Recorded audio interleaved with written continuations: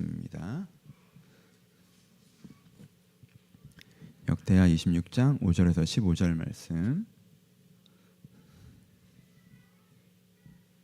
다 찾으셨으면 한 절씩 교독합니다. 자, 5절 읽습니다. 하나님의 묵시를 밝히 하는 스가랴가 사는 날에는 하나님을 찾았고 그가 여호와를 찾는 동안에는 하나님이 형통하게 하셨더라. 우시아가 나아가서 블레셋 사람들과 싸우고 가드 성벽과 야분의 성벽과 아소 성벽을 헐고 아소 땅과 블레셋 사람들 가운데 성읍들을 건축하매 하나님이 그를 도우사 블레셋 사람들과 구르바알에 거주하는 아라비아 사람들과 마온 사람들을 치게 하신지라. 아몬 사람들이 우시아에게 조공을 바치매 우시아가 매우 강성하여 이름이 애굽의 변방까지 퍼졌더라. 우시아가 예루살렘에서 성 모퉁이 문과 골짜기 문과 성읍에 망대를 세워 견고하게 하고 또 광야에 망대를 세우고 물두덩이를 많이 파고 고운 평지에 가축을 많이 길렀으며 또 여러 산과 좋은 밭에 몽부와 포도원을 다스리는 자를 두었으니 농사를 좋아함이었더라. 우시아에게 또 싸우는 군사가 있으니 서기관 여리엘과 병영장 마하세야가 직접 조사한 수요대로 왕의 지휘관 하나냐의 휘하에 속하여 때를 지어 나가는 싸운 자라. 족장의 촌수가 2,600이니 모두 큰 용사여. 그의 휘하의 군대가 30만 7,500명이라 건장하고 싸움에 능하여 왕을 도와 적을 치는 자이며 우시아의 그 온 군대를 위하여 방패와 창과 투구와 갑옷과 활과 물매와 돌을 준비하고 같이 읽습니다. 또 예루살렘에서 자주 있는 자녀들에게 무기를 고안하게 하여 왕대와 성곽위에 두어 화살과 큰 돌을 속에 던지게 하였으니 그의 이름이 멀리 퍼짐은 기야 도우심을 얻어 강성하여 짐이었더라. 아멘. 안녕하세요. 예, 오늘은 한 구절을 같이 설교한다라고 말씀을 드렸습니다. 지난주, 이번주, 다음주 같은 구절 역대하 16장 9절을 본다고 말씀을 드렸죠. 이건 제가 읽어드릴게요. 여호와의 눈은 온 땅을 두루 감찰하사 전심으로 자기를 향하는 자들을 위하여 능력을 베푸시나니 라는 구절입니다. 이 구절로 지난주, 이번주, 다음주 3주를 나눈다고 말씀을 드렸고 마음에 새기셨으면 좋겠습니다. 오늘은 임직식이 있어서요. 주일 예배를 좀 짧게 드리고 한 1분 있다가 이어서 임직 예배로 드립니다. 그래서 오늘은 두 번의 예배로 이어집니다. 그래서 오늘 주일 예배는 좀 짧게 평소보다는 짧게 나누도록 하겠습니다. 그래서 이 구절 역대하 16장에 하나님의 능력을 베푸신 하나님에 대한 말씀인데 그 예로 오늘은 우시아 이야기를 해보려고 합니다. 우시아 인생을 보면 세 가지를 언급하고 있습니다. 굉장히 우시아가 잘된 부분들을 이야기하는데 우시아의 삶의 전반부가 굉장히 잘 살았는데 그 잘 산 부분을 세 가지로 얘기합니다. 첫 번째는 뭘 이야기하고 있나요? 전쟁에 승리하였다라고 얘기하고 있죠. 우시아가 블레셋과의 전쟁에서 크게 승리해서 그 지역에 성을 세우고 다시는 블레셋이 대항할 수 없도록 이름을 크게 떨칠 정도로 전쟁에 승리한 얘기가 나옵니다. 이 전쟁의 승리를 표현할 때 하나님이 도우사라는 표현을 쓰고 있습니다. 하나님이 도와서 전쟁에 크게 승리한 일이 우시아에게 있었습니다. 두 번째 우시아에게 무슨 일이 있었냐면요. 다시 전쟁이 일어나지 않을 만큼 압도적인 군사력을 갖는 일이 일어났습니다. 사실 여러분들이 좀 지루하게 읽으셨을 부분들이 그 부분들이죠. 얼마나 많은 군 지휘관들이 생겼는지, 특수부대가 생겼는지, 그리고 얼마나 많은 무기가 생겼는지에 대해서 나열하고 있는데 이건 어떤 면에서는 전쟁의 한 번의 승리보다 더 대단한 거죠. 그렇죠? 사실 우리가 압도적인 군사력을 가지고 있으면 누구도 우리에게 전쟁을 걸지 않을 거잖아요. 그렇죠? 그래서 한 번 이긴 것보다 사실 이거는 더 큰 승리입니다. 그렇죠? 일어날 수 있는 모든 전쟁에서 이미 승리하여서 전쟁이 일어나지 않게 된 거죠. 여기에서도 하나님이 도우셨다는 표현을 쓰죠. 이 표현이 어떻게 얘기 나오냐면요. 15절에 그의 기이한 도우심이라고 얘기하고 있습니다. 그리고 특별히 좀 재밌어서 한번 강조드리면 이때 우시아가 특별히 뭘 하면서 이런 압도적인 군사를 가졌습니까? 무기를 개발해서 압도적인 군사를 가졌다라고 얘기합니다. 15절에 보면 재주 있는 사람들에게 무기를 고안하여 망대와 성곽위에 두어 활과 큰 돌을 쏘고 던지게 하였으니 그의 이름이 널리 퍼짐은 기이한 도우심을 인함이라고 얘기합니다. 그러니까 뭘 만든 거예요? 여러분 뭐 예전을 배경으로 하는 판타지 영화 같은 데 보시면 성 위에 엄청나게 큰 석궁 같은 게 있을 때가 있죠. 그리고 성 위에 엄청나게 특별하게 생긴 투석기 같은 게 있을 때가 있습니다. 이 석궁과 투석기가 성곽 위에 있으면 높이감이 있기 때문에 이 거리가 달라지죠. 그러니까는 멀리에서부터 군사가 쳐들어와도 저 멀리에서부터 성곽에 접근하지 못하도록 투석해서 돌이 날아가고 석궁에서 화살이 날아가는 구조를 만든 거예요. 그러니까 그 사정거리가 다르기 때문에 사람들이 아예 예루살렘 쪽 이 유다 땅에는 쳐들어갈 생각을 못하게 하는 것입니다. 가다가 다 죽어 이렇게 되는 거죠. 그러니까 이 발명이 이루어졌는데 이 무기 개발에 뭐가 있었다라고 표현해요. 이 무기 개발에도 하나님의 기이한 도우심이 있었다라고 표현하고 있습니다. 그래서 다른 사람들이 전쟁을 일으키지 않을 만큼의 압도적인 군사를 갖게 됩니다. 세 번째는 우시야 시대에 뭘 갖게 되죠? 재정적인 풍요를 갖게 됩니다. 거기에 대해서 어떻게 이해하고 있냐면요. 우시야가 농사를 좋아하였다라고 표현하고 있어요. 여러분, 왕이 농사를 좋아한다라는 표현을 했잖아요. 그럼 굉장히 큰 칭찬입니다. 그렇죠? 우리가 세종대왕을 얘기하거나 어떤 성군을 얘기할 때 직접 농사를 지어보고 이런 것들을 많이 얘기하죠. 그것만큼 백성들의 삶에 직접 관심이 있고 백성들의 생활을 어떻게 개선할지 직접 관심이 있는 게 없는 거죠. 그렇죠? 왕이라고 하는 존재는 농사가 뭔지도 잘 모르고 왕좌에 앉아서 정치만 하는 존재, 전쟁이나 다른 나라의 외교를 주로 하는 존재가 고대사의 왕이었단 말이에요. 근데 이 왕이 뭐에 대한 관심이 갖는 거예요? 서민들의 생활에 관심을 갖는 거죠. 그렇죠? 그래서 뭘 합니까? 저수지를 많이 파죠. 망대를 세우죠. 그래서 벌판에다가 망대를 세워서 이 사람들이 목축하는 데 어려움을 당하지 않도록 저수지를 많이 쌓아서 이 사람들이 농경하는 데 편리할 수 있도록 한다는 거죠. 이렇게 망대와 저수지라는 국가 시스템을 세워주면요, 거기에서 농사 짓는 사람들과 목축하는 사람들이 더 많은 부를 얻을 수밖에 없죠. 그것들을 제공한다는 거예요. 그것 자체가 이 시대 우시야 시대가 굉장히 풍요로운 시대였다는 걸 알 수가 있습니다. 우시야는 그러니까 굉장히 대단한 왕이죠. 부국강병을 이루어낸 왕입니다. 세 가지 축복을 받았습니다. 세 가지 일이 벌어집니다. 하나, 일어난 전쟁에서 승리하는. 두 번째, 전쟁이 일어나지 않을 만큼 압도적인. 그렇죠? 세 번째, 내가 갖고 있는 삶의 풍성. 이 세 가지를 받은 것이죠. 요즘식으로 얘기하면 무엇일까요? 우리의 삶에 이런 일들이 벌어진다고 생각하면 첫 번째, 우리의 인생에도 전쟁들이 있죠. 한국 사회에서는 기본적인 전쟁이 일단 입시부터 시작하고 이게 첫 번째 전쟁이잖아요. 사느냐 죽느냐, 이기느냐 지느냐. 지면은 내 인생이 크게, 이기면 내 인생이 크게 달라지는, 그렇죠? 취업도 이런 전쟁이라고 얘기합니다. 그렇죠? 근데 이건 눈에 보이는 전쟁만이지 여러분 이 정도 되면 내가 좋은 대학 가고 취업한다고 끝이 아니라는 걸 알고 계시죠? 직장에 들어가서도 결정적인 전쟁의 지점들이라는 게 있죠. 사업하시는 분들은 매일이 전쟁터이기도 하고요. 또 관계적으로도 마찬가지죠. 결혼하는 것 자체가 요즘엔 전쟁처럼 한국 사회에서는 얘기하고 있죠. 그리고 막상 결혼하면 모든 게 해결되긴 하지만 그게 사실 진짜 전쟁터로 들어가는 것이기도 하고요. 그러니까 우리 가운데 인생에서 이게 싸우면 큰일 나는 그 싸움들이라는 게 있다는 거예요. 사실 입시가 싸움이 돼버렸고 공부가, 취업이 싸움이 돼버렸고 내가 회사에서 하는 일이 저 사람이 살거나 내가 살거나 하는 싸움이 돼버린 부분들이 있죠. 그럼 내 인생에 일정한 싸움이라는 게 존재하는데 우시야의 관점에서 이 본문을 우리 가운데 적용하면 어떻게 되는 거예요? 하나님께서 도우사 그 싸움에서 승리하게 해주시는 거죠. 여러분 인생에서 벌어지는 싸움, 이걸 내가 어떻게 이기지? 라는 그 싸움에서 하나님께서 승리하게 해주는 경험을 하는 거죠. 두 번째는 무엇입니까? 이게 사실은 되게 인간적으로는 매력적인 구절이죠. 그렇죠? 싸움이 일어나지 않은 안정적 상황에 진입하게 해주시는 거죠. 싸움이 일어나지 않은 데는 안정적인 상황. 내가 그게 자산이 충분히 쌓여서인지, 내가 사회적인 위치를 잡아서인지, 혹은 개인의 역량이 탁월해져서인지, 이 석궁과 투석기는 개인의 역량을 상징하죠. 이 우시야라는 국가의 군사적인 역량이 탁월해져서 다른 사람이 아예 건드리지 못하는 거니까. 그러니까 내가 이 사회에서 역량이 탁월해지면 사실 내가 그것을 싸움이라고 인지하지 않죠. 내가 일정 이상으로 탁월해지면 그냥 삶이 그냥 기회이고 내가 해나가는 것이고 이런 지점에 도달하죠. 그렇죠?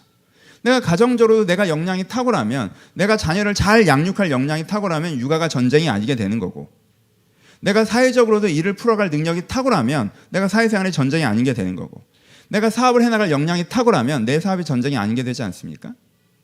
그냥 내가 하고 있는 역량을 펼치는 영역이 되는 거죠. 우시야에게 그런 일이 벌어진 거죠. 그리고 우리 사회에 지금 이 순간에 나에게 하나님이 이런 은혜가 있다면 하나님께서 나에게 역량과 어떤 상황들을 허락하셔서 내가 이 부분들을 알아서 펼쳐갈 수 있게 되는, 그러니까 싸움이 시작되지 않는 안정감을 주시는 것입니다. 세 번째는 뭐예요? 우시야가 뭐라고 얘기합니까? 농사를 좋아했다고 얘기해요. 그리고 저수지를 만들고 망대를 세우고 그래서 잘 됐다고 얘기하는 거죠. 내가 먹고 사는 문제를 포함해서 일상적으로 살아가는, 여러분 전쟁은 우리가 일상적으로 하는 게 아니잖아요. 여러분 석궁을 만들어 놓고 쓸 일이 있습니까? 그걸 진짜 쓰면 안 되죠. 일상적으로 하는 건 뭐예요? 농사잖아요. 일상적으로 하는 건 뭐예요? 목축이잖아요. 근데 내가 일상적으로 하는 걸 좋아하게 되고, 순서를 바꿔도 상관없겠죠. 현대사회에서는 내가 좋아하는 일을 하며 그것에 좋은 결과를 만나가는 것, 이것이 우시아가 누린 세 번째죠. 그렇죠? 그러니까 우시아가 누렸던 것들을 우리 삶에 그대로 적용한다면 여러분 인생에 이미 터지고 있는 전쟁에서 하나님께서 도우사 승리하게 하시고, 여러분의 인생에 더 이상 전투가 발생하지 않도록 안정적인 상황을 주시며, 여러분들이 좋아하는 것들을 하며 그것에 좋은 결과들을 만나가게 하시는 일들이 벌어지는 것이 우시아의 상황입니다. 그러니까 인간적으로 받을 수 있는 복의 정점을 우시아는 표현하고 있어요. 어떤 면에서 인간적으로. 그렇죠? 그럼 우시아는 어떻게 이런 것을 경험할 수 있었느냐, 우시아는 왜 이렇게 됐느냐라고 얘기할 때 성경에서 뭐라고 표현합니까? 오늘 읽은 첫 절에 나오는 거죠. 하나님을 찾았고 그가 여호와를 찾는 동안 하나님이 형통하게 하셨다라고 얘기해요. 그렇죠? 하나님을 찾았다라고 얘기합니다. 그럼 우시아가 어떻게 했다는 거예요? 블레셋이랑 전쟁이 벌어지잖아요. 그럼 하나님, 제가 블레셋이랑 전쟁을 합니다. 이 전쟁에 함께하여 주셔서라고 하나님을 찾았다라는 거예요. 우시아가 저수지를 만들잖아요. 하나님, 제가 농사를 잘하려니까 저수지를 만들어야겠습니다. 저수지가 잘 만들어주게 해주세요라고 하나님을 찾았다라는 거예요. 하나님, 제가 석궁이란 걸 만들어보고 싶은데 주님 지혜가 필요합니다. 이 부분이 안 풀립니다. 하나님, 제가 투석기란 걸 만들어보고 싶은데 이 부분이 안 풀립니다. 지혜로운 사람들 좀 붙여주시옵소서. 하나님을 찾았다라는 거예요. 그러니까 하나님의 기이한 도우심. 야, 어떻게 일이 이렇게 풀리지? 되게 좋은 아이디어가 떠오르고 좋은 상황들이 만들어지면서 기이한 도우심을 말미암아 그 영역에 하나님을 찾고 갈 때 하나님 그 영역에 함께 하셔서 그 영역이 풀려지는 은혜가 있었다라는 거예요. 이것이 우시아 인생에 벌어졌던 일입니다. 여러분, 우시아에서 평가하기에 성경에 많은 다른 역대기를 사금을 시간 쭉 하셨던 분들의 성경에서 왕들에게 제일 중요한 평가가 무엇입니까? 여호와 보시기에 정직하게 행했는가가 가장 중요한 평가입니다. 그렇죠? 그래서 악한 왕과 선한 왕, 아주 선하지는 않아도 이 사람이 웬만하다 싶으면 그래도 좋은 축에 속하는 왕들은 어떤 평가를 받아요? 여호와 보시기에 정직하게 행했다. 여호와 보시기에 정직하게 했지만 진심은 아니었어. 그러더라도 여호와 보시기에 정직하게 했다, 여호와 보시기에 정직하게 했다, 여호와에게 정직하게 했다가 왕들의 기본 평가입니다. 근데 우시아에 대한 평가는 뭔지 아세요? 우시아가 그의 아버지 아마사의 모든 행위대로 여호와 보시기에 정직하게 행하고 하나님을 묵시를 밝게 하는 스가랴의 사는 날 동안 하나님을 찾았고 하나님의 찾을 동안은 여호와께서 형통하게 하셨다는 거예요. 그러니까 문장이 깁니다. 다른 왕들보다. 앞뒤에 끌어드는 다른 인물과 맥락을 빼고 문장을 단순화시키면 그가 여호와 앞에 정직하게 행하였고 또 하나님을 찾았다라는 거예요. 그렇죠? 그냥 내가 하나님 앞에서 나쁜 짓 안 하고 신앙생활 바르게 해가는 것은 기본적으로 있는데, 그건 다른 왕들과 같은데, 다른 왕들과 다른 우시아의 특징 하나 나오고 있는 게 뭐예요? 그는 여호와 앞에 정직하게 행하는 것만이 아니라 하나님을 찾았다라는 거예요. 저수지를 만들 때나 석궁을 만들 때나 투석기를 만들 때나, 그렇죠? 이 얘기를 들어요. 우리에게 이게 필요합니다, 여러분. 여러분, 제가 되게 편안하게 이 본문을 설교합니다. 다른 시기에는 이 본문을 설교하려고 하다가도 멈칫거렸어요. 왜? 분명히 우리 성도들이 소원을 이루어준다라고 듣고 목사님 거짓말하는, 내가 소원을 물어본 게 한두 번인 줄 알아?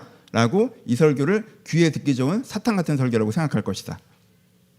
혹은 그렇게 생각할까봐 이 축복의 메시지를 잠깐 전한 다음에 뒷부분에 소원이 이루어지는 게 아니라는 얘기를 제가 구구절절 되게 길게 했을 거예요. 근데 제가 이미 그 설교를 했죠. 3주 전에. 그렇죠? 소원과 소망에 대한 설교를 했습니다. 이해하시죠?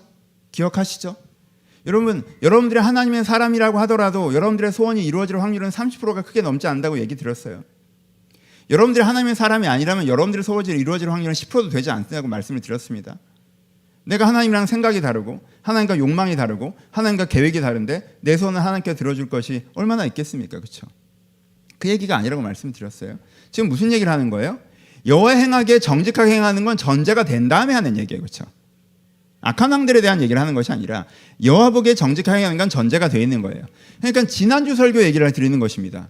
여러분들이 하나님 앞에서 나름 신앙생활 잘 하고 계신데 근데 자꾸 선악의 영역에서만 하나님과 함께 하려고 하고, 그러니 내가 웬만큼 선하게 살면 하나님과 회개할 게 없으니까 기도할 게 없고, 내가 어떻게 할 수 없는 무능한 영역에서만 하나님과 함께 하려고 하고, 그러니까 내가 할 수 있는 영역에서는 하나님 마음대로 하고, 그러다 보니까 이게 내가 웬만큼 선하고 내가 할 수 있는 영역이라고 하는 내 인생의 가장 큰 부분에서, 투석기를 만드는 부분에서, 석궁을 만드는 부분에서, 저수지를 쌓는 부분에서, 망대를 세우는 부분에서는 하나님을 찾지 않고 기도하지 않고 나 혼자 해나가니까 서걱거리고 잘 안 되는 것이라는 것을 이야기하는 거죠. 그렇죠? 그러니까 그 영역에서 어떻게 하셔야 된다는 말씀을 드리는 거예요.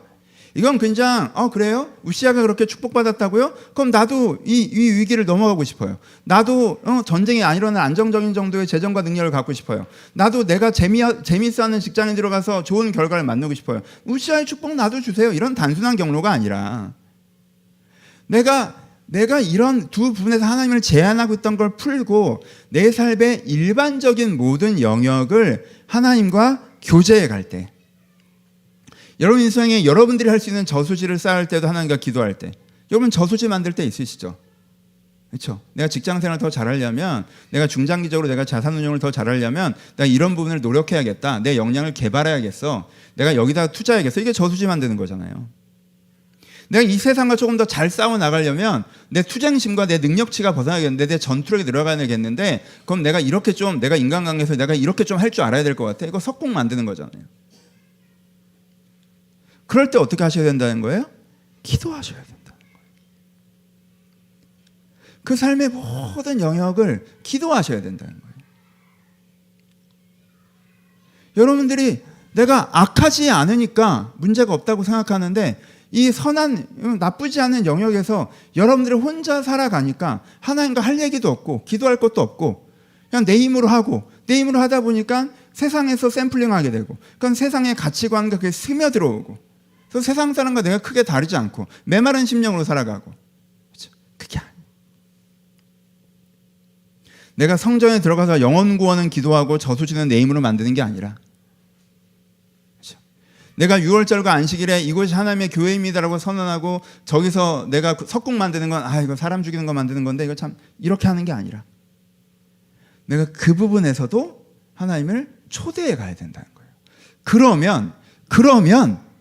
그러면 여러분들 가운데 전쟁의 승리와 여러분들의 전투력을 향상시켜서 전쟁이 일어나지 않게 하시는 것과 여러분들이 좋아하는 일들을 하면서 여러분한테 결과가 나오는 지점까지 갈 수 있다는 거예요. 궁극적으로. 여러분 이 형통을 경험하셨으면 좋겠습니다.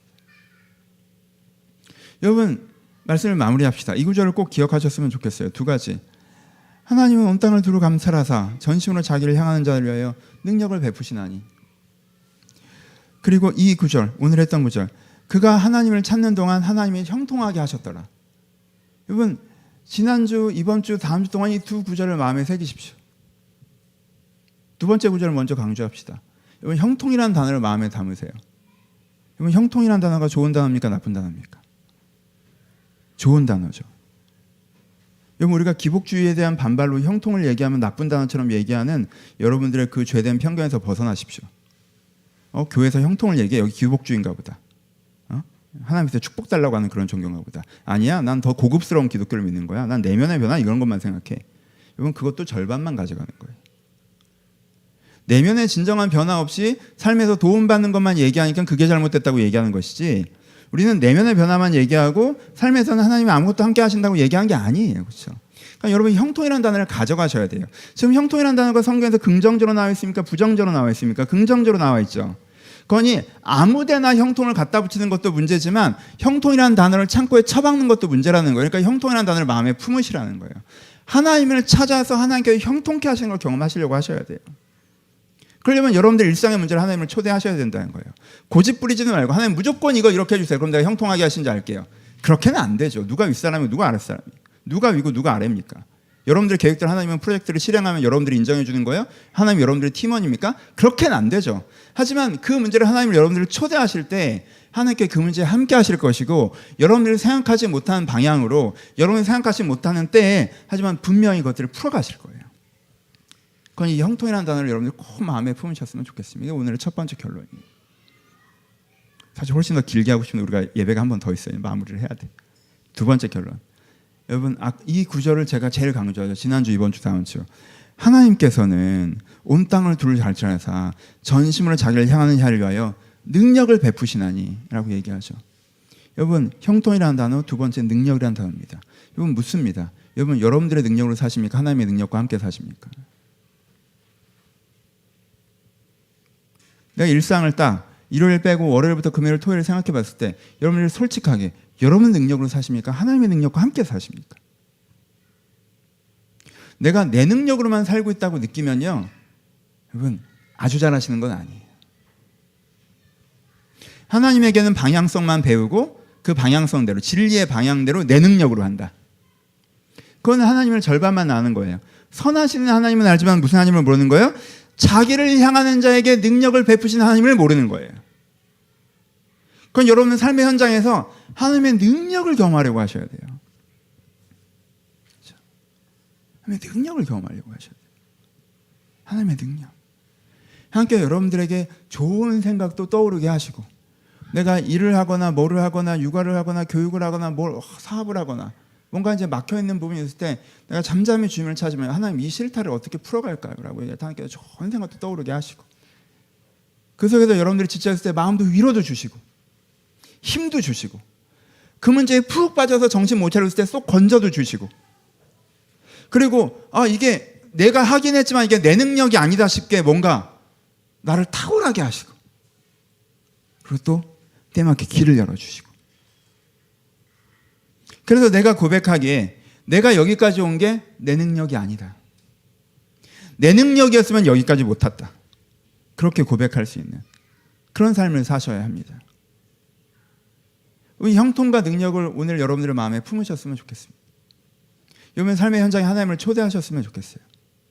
그래서 여러분들이 잘해 나가고 있는 일상적인 영역에 하나님이 함께하게 하셔서 여러분의 직장에, 여러분들의 육아에, 여러분들의 취미 생활에, 여러분들 일상적으로 고민하는 그 일들 가운데 하나님께 조명하시는 그 조명하심을 얻고, 또 하나님께 주시는 그 능력을 얻어서 하나님과 함께 그 영역을 만들어 세워가시기를 주님의 이름으로 축원합니다. 우리 같이 기도하시겠습니다.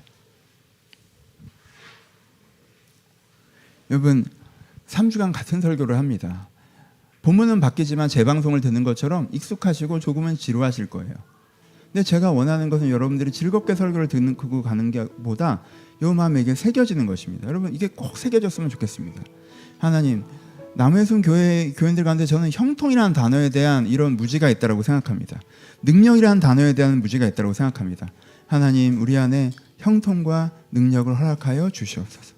내가 하나님과 내 일상에 동행하게 해달라고 여러분이 갖고 있는 여러분들의 일상적인 부분들, 큰 문제가 아니지만 여러분들이 신경 쓰고 있는 그 부분들, 여러분의 직장의 문제, 가정의 문제, 여러분들의 교육의 문제, 그것들을 가지고 여러분들의 기도점을 가지고 함께 기도했으면 좋겠습니다. 기도하시겠습니다. 하나님 아버지, 주님 저희 삶에 함께하여 주시옵소서. 저희 삶에 함께하여 주시옵소서. 주님 아버지, 저희 삶에 함께하여 주시옵소서. 주님 저희 삶에 함께하여 주시옵소서. 아버지, 저희 삶에 함께하여 주시옵소서. 주님 저희 삶에 함께하여 아버지, 주님께서 저희 삶에 함께하여 주시옵소서.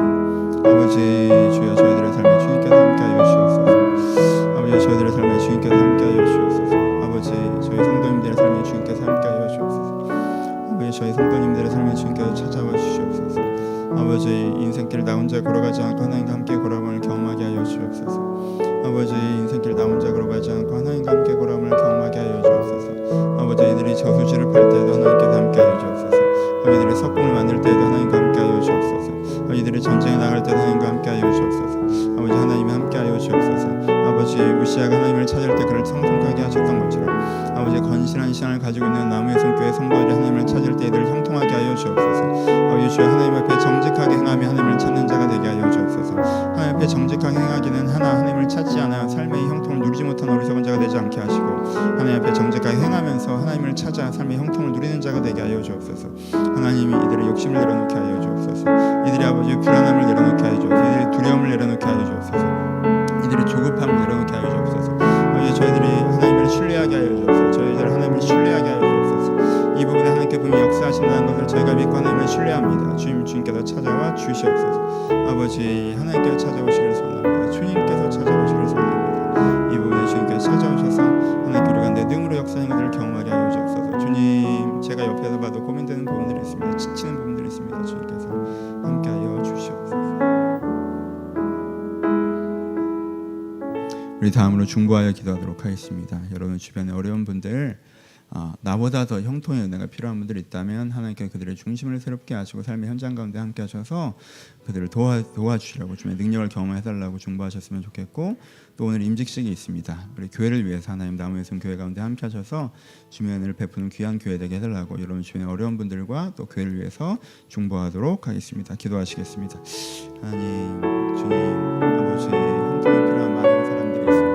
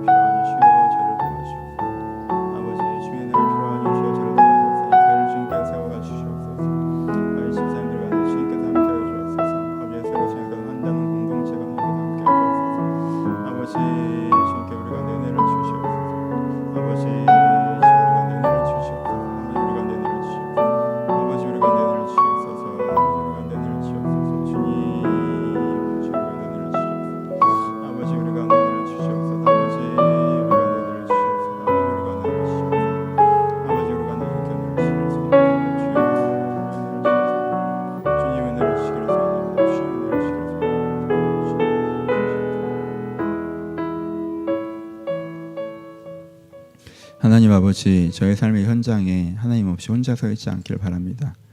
저희가 일상적인 일들을 해나갈 때, 저희가 저수지를 만들 때, 저희가 망대를 세울 때, 저희가 목축을 할 때, 저희가 전쟁에 나갈 때, 저희가 석공을 만들고 투석기를 만들 때, 그 모든 순간에 하나님과 동행하여 주시옵소서.